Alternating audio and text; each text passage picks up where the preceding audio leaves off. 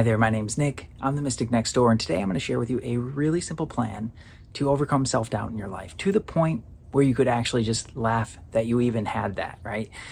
Every time it pops up, you can just laugh at it. But first, imagine with me for just a moment, imagine that you were able to suddenly remove all self-doubt from your mind. That nagging voice constantly chipping away at you, right? Suddenly silence. No more second guessing, no more doubting, right? No more perfectionism, working so hard, overthinking things, trying to get them right. None of that. Now imagine how you would feel inside of yourself, that kind of confidence or certainty to step in without having to battle yourself, right? Battling to overcome and fighting with yourself. Imagine what that would mean in your personal relationships. No more people pleasing, right? That self-doubt or the insecurity that comes with it, and all the ways that drives us to, create unhealthy aspects of our relationships.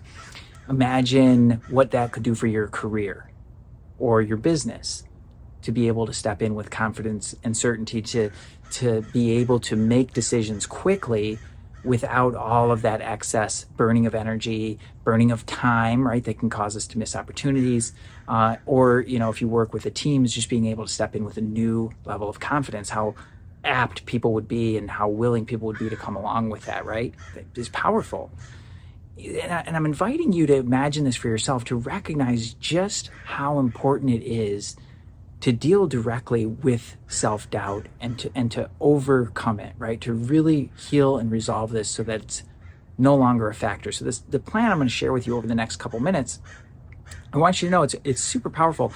Every single one of the steps that I'm going to share, there's 5 steps, and every single one of them, if you really take it to the end, it will create massive transformation, right? But there's 5 of them, right? But even one of them will make a huge impact in your life when you take it and really go with it, right? The 5 steps are as follows. First is self-respect, right? Is developing a new level of self-respect. That's respecting your boundaries, respecting yourself, right? To treat your body well, to treat your mind well, to care for your emotional health, and so much more, right? To respect what you need and be able to give that to yourself. And of course, going along with that is just to not fight with yourself, right? So it's developing a really deep and innate sense of self-respect. If you think about that, if you disrespected other people the way that you maybe talk to yourself and disrespect yourself, how would those relationships be? So developing that deep sense of self-respect really gives you the foundation, right? One of the foundations to be able to grow from there without fighting, without, dishonoring your word, and opening up all the doors that self-doubt creeps in through, right? Because think about how self-doubt creeps in, right? It starts with a thought, like just a simple little thought. Ooh, what if, right? Yeah, that probably comes from something that's unresolved in your past, right? Something that you've struggled with before. Ooh, I've seen myself make that mistake, right? It opens the door for doubt, right? And then your mind starts to work around that, right? Your mind starts to angle it. Well, what if I am wrong? Or it starts to overthink things. And that opens up that emotional container, right, for worry and anxiety to take hold. And then it just grows and spirals from there. Think about that. All right, when you have a really healthy sense of self-respect, not a factor, right? Then the next one is self-care. Now, I brushed on this, right, and talked about it, but it's making sure that you're healthy and resourceful within yourself, right? Self-care is so incredibly important, and it is so ridiculously misunderstood, right? It's given lip service in some really basic ways, but true self-care is dealing with all the different aspects of yourself and making sure that all the parts of you are getting the attention that they deserve and getting the resources that they need for you to really thrive, right? I don't care, how healthy you are, right? Physically healthy, you take such great care of yourself, but if you're stressing yourself every day, stressing yourself out every day, and your mind is taking hold, right? That's going to, not only is it going to squash your joy in life, but it's really going to disrupt eventually your physical health as well, right? And it's not going to allow you to live into the fullness of your life, right? That's what I'm talking about here. Mental care, emotional care, physical care, for sure, right? Giving yourself proper rest and food and exercise and things like that, but so much beyond that. Spiritual care, financial care, care for yourself and your relationships, all the different areas of your life require care. So when you have a really, really great self-care practices in place that give you what you need at that moment, right? You can't run this like a program or like a machine, because you're different every day and you need different things every day. So you have to approach it from an intuitive perspective about what it is that you really need in that moment. That's the secret to self-care. Now, the third step, the third foundation here is self-acceptance. When you stop rejecting all the parts of yourself that you don't like, that you're working to change, right? Those parts of yourself that you're probably mad at or frustrated with because you haven't been able to change before, and you see how those behaviors or the actions or the thoughts sabotage your happiness and sabotage your success in life. When you stop rejecting all those pieces, two things happen. One of them, you find a gift in every single one. I guarantee it. There's a gift inside of that that you can actually heal into yourself and use in your life, right? That's number one. Number two is you come into wholeness of being, right? A sense of self-acceptance gives you a wholeness of being, a true sense of self-acceptance. And what that does for you is it allows for, like, really one of the truly most healing energies there is acceptance, right? Truly accepting yourself, or forgiveness is another aspect of that. But to be able to do that for yourself helps you to heal all those areas. So that changes it for good, right? Because you can battle against those things all you want, but if you don't really heal them, you're just going to wind up fighting the same battles again and again, right? Which brings me to the fourth foundation, which is self-trust.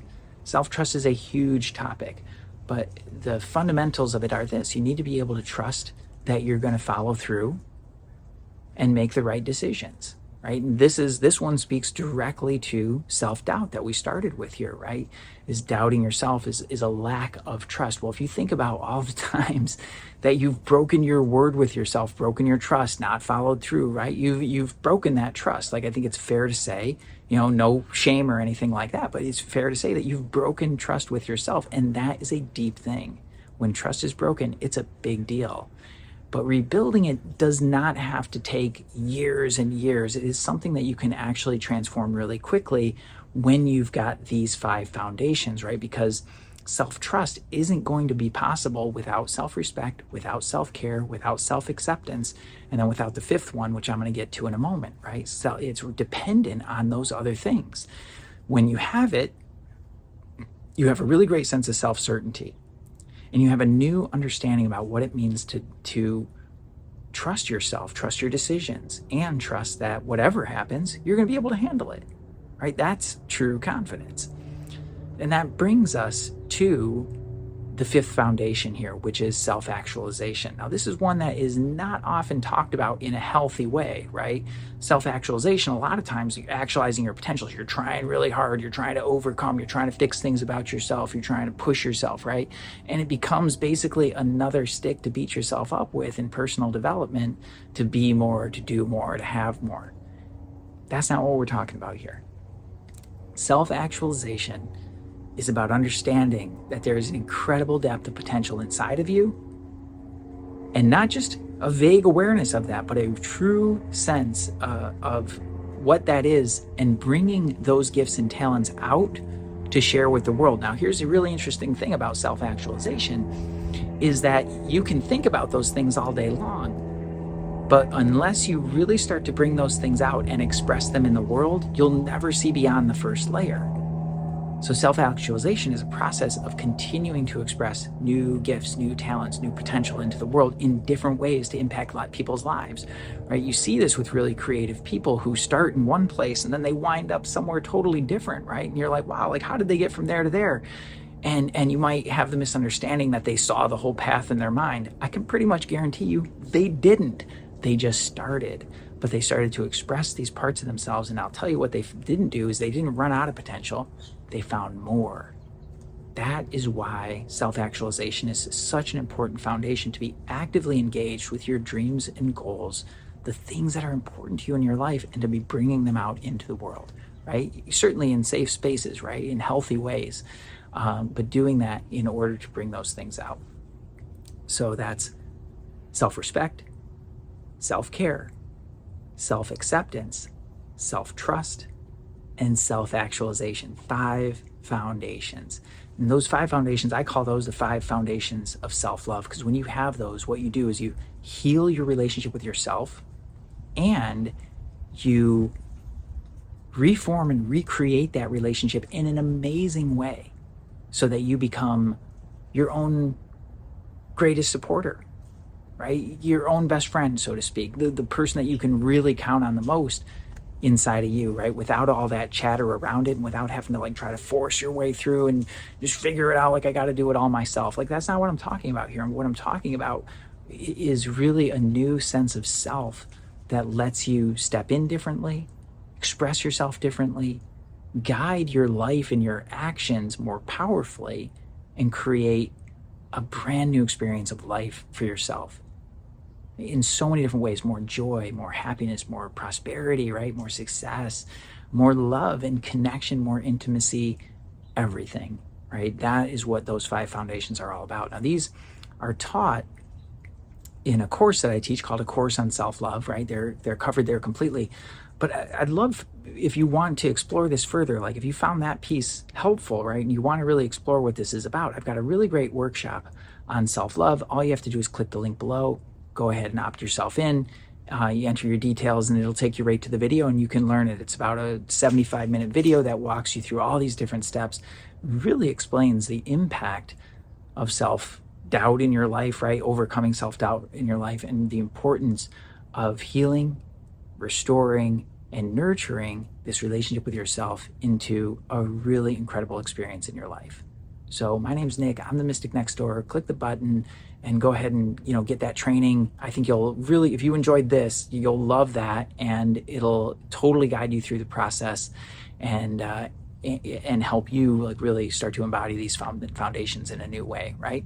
Can't wait to see what you do with it. I can't wait to hear about your experience. Again, my name's Nick, and I'll see you in the next video. Peace.